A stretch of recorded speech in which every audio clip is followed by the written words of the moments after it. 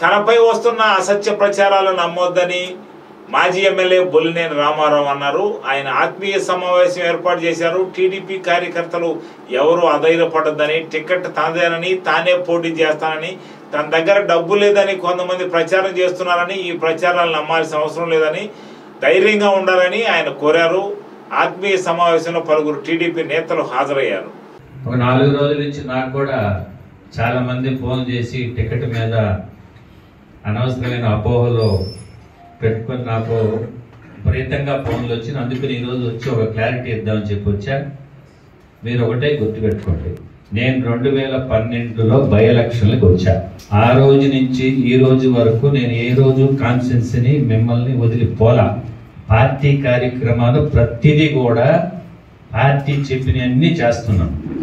ముఖ్యంగా ఈ మధ్య మరీ ఎక్కువగా ఆయన డబ్బులు పెట్టడంట, ఆయన దగ్గర డబ్బులు లేవంట, ఏదో చెప్పాడు నా దగ్గర డబ్బులు లేని ఎవడన్నా చూశాడు నా దగ్గర. నిన్న బెంగళూరులో అంత పెద్ద ప్రోగ్రాం పెడితే మొత్తం ₹1 సహా నేనే పెట్టాను. నాకే ఫోన్ చేసి, సార్ మీరు డబ్బులన్నీ వేరే వాళ్ళు పెట్టారంట కదా, మీరు పెట్టలేదంటే చెప్పి నాకు ఫోన్ చేశాను. అంటే వీళ్ళు ఏం చెప్పాలి చెప్పండి, అది ఒక పని కట్టుకొని ప్రచారం చేస్తారు. ఇప్పుడు మన వరగొండపాడులో ప్రోగ్రాం జరిగింది, వాళ్ళే పాపం సార్ మేము ఇంత తీసుకుంటాం మీరు ఎంత ఏంటంటే ఇచ్చారు. ఎక్కడ అప్పుడు మొన్న మేడం వచ్చింది, ఎవరు పెట్టారు? యువగళంలో 1,60,00,000 ఎవడు పెట్టాడు? ప్రతిదీ అన్నిటికంటే ముఖ్యంగా నా టికెట్ సంగతి దేవుడు కానీ ఆయన దగ్గర డబ్బులు లేవంట, ఆయన దగ్గర ఆయన ఖర్చు పెట్టడంట. డబ్బులు లేకపోతే ఎవడు ఇస్తాడు? ఆయన ఇస్తాడు నాకు డబ్బులా? నేనే పెట్టాలిగా. 3 ఎలక్షన్లు ఎప్పుడన్నా డబ్బులు లేకుండా ఎలక్షన్ చేశానా? ఈ జిల్లాలో పంచాయతీలకి, సొసైటీలకి, జెడ్పీటీసీలకి, ఎంపీటీసీలకి డబ్బులు అలవాటు చేసింది నేను. క్యాండిడేట్ ఎవడు చేశాడు? ఎమ్మెల్యే ఎలక్షన్లు పెట్టుకుంటారు కానీ పంచాయతీ ఎలక్షన్ దగ్గర నుంచి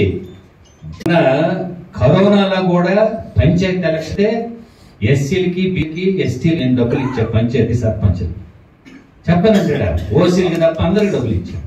ఎప్పుడు నేను డబ్బులు ఇవ్వలేదు అంటే ఎవడో ఎలా? ఇప్పుడు నిన్న నేను ఉదయగిరిలో 12 రోజులు, వెంజమూరులో 10 రోజులు తిరిగా.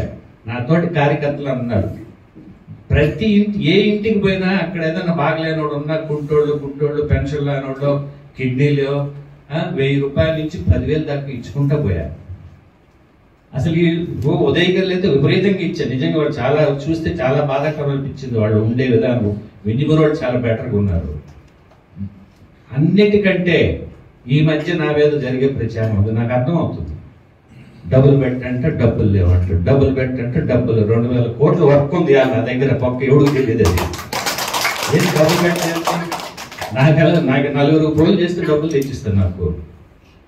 ఇది ఒక్కటి గుర్తుపెట్టుకోండి. యదవులకి బుద్ధి చెప్పాలంటే ముందు ఇది ఒక్కటి ఆన్సర్ ఇవ్వాలి మీరు అందరూ. ఎంత సేవుడికి అదే. ఏ కార్యక్రమానికి నేను డబ్బులు పెట్టలేదు, నాకు ఎవడు పెట్టాడు చెప్పండి. అన్ని కార్యక్రమాలకు నేనే డబ్బులు పెడుతున్నాను కదా. 2012 నుంచి ఇప్పటి వరకు నేను ఎక్కడన్నా ₹1 అవినీతి చేశానా? ₹1 కూడా అవినీతి చేయాల. నా సొంత డబ్బులు బాగుంటున్నా.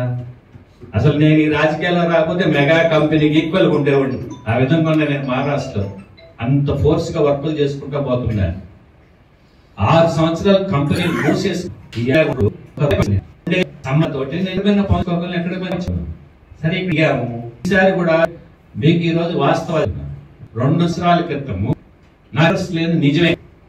ఇప్పటికి పిల్లల లైన్ లో మనం కూడా అనవసరంగా చాలా ఇబ్బందులు పడము, కంపెనీ లైన్ లో పెట్టుకోవాలి. నిజంగా లేదు వాస్తవంగా. నేను సార్ కూడా చెప్పా, సార్ ఈసారి ఉదయగిరి పెట్టుకుంటే బెటర్ ఉండలేదమ్మా, నువ్వు ఉండాల్సింది, నీకు పొలిటికల్ గ్యాప్ వస్తుంది, ఖచ్చితంగా నువ్వు ఉండు అన్నాడు. మధ్యలో ఒకసారి కావాలన్నారు. నేను అడగల కావాలి, అడిగితే లేదు సార్ వద్దులకు కావాలి, నేను ఇక్కడే చేస్తాను. 1.5 year క్రితము సార్కి నేను క్లారిటీ ఇచ్చేసాను, నేను పోటీ చేస్తా అని చెప్పి. 1.5 సంవత్సరం క్రితం విజయవాడలో ఆ రోజు ఎవరు ఉన్నారు? నా తాతయ్య కృష్ణ 1.5 సంవత్సరం అయింది పోయి. సార్ తోటి వీళ్ళందరూ కూడా తీసుకున్నారు విజయవాడలో. ఆ రోజు క్లియర్ గా చెప్పారు, సార్ మా కుటుంబం, మా బంధువులు, నేను అందరం డిసైడ్ చేసుకున్నాము, ఖచ్చితంగా మా పిల్లలు కానీ పోటీ చేయాలని డిసైడ్ అయ్యాను సార్. సరే అంటే ఓకే పనులు చేసుకో, జాగ్రత్త చేసుకో చెప్పాను. లేదు సార్ నాకు చెప్పాలనిపించింది, అది కూడా మీ దగ్గరికి కూడా ఒకటి మోసుకొని వస్తున్నాడు. అంటే ఆయన డబ్బుల గురించి కాదు, అంటే ఆయనేమి టికెట్ గురించో లేక టికెట్ గురించో నన్ను కలవాలి ఏదో దేనికోసం నన్ను పిలిచాడు. ఆంధ్రజ్యోతిలో నేను అడిగాను సార్ని, అడిగి ఆంధ్రజ్యోతికి సంబంధం లేదు, మేమేమి లీకులు ఇవ్వలేదు అని చెప్పాము. ఇప్పుడు ఆయనలో ఆంధ్రజ్యోతిలో పోటీ అంటున్నారు వాళ్ళు రాసిన కేసులు ఒక ఆయన. మరి ఏ విధంగా రాస్తారు? వాజనతో మీడియాలు చెప్పిన బీఫారం ఇచ్చేది ఆంధ్రజ్యోతినా చంద్రబాబు నాయుడు గారా?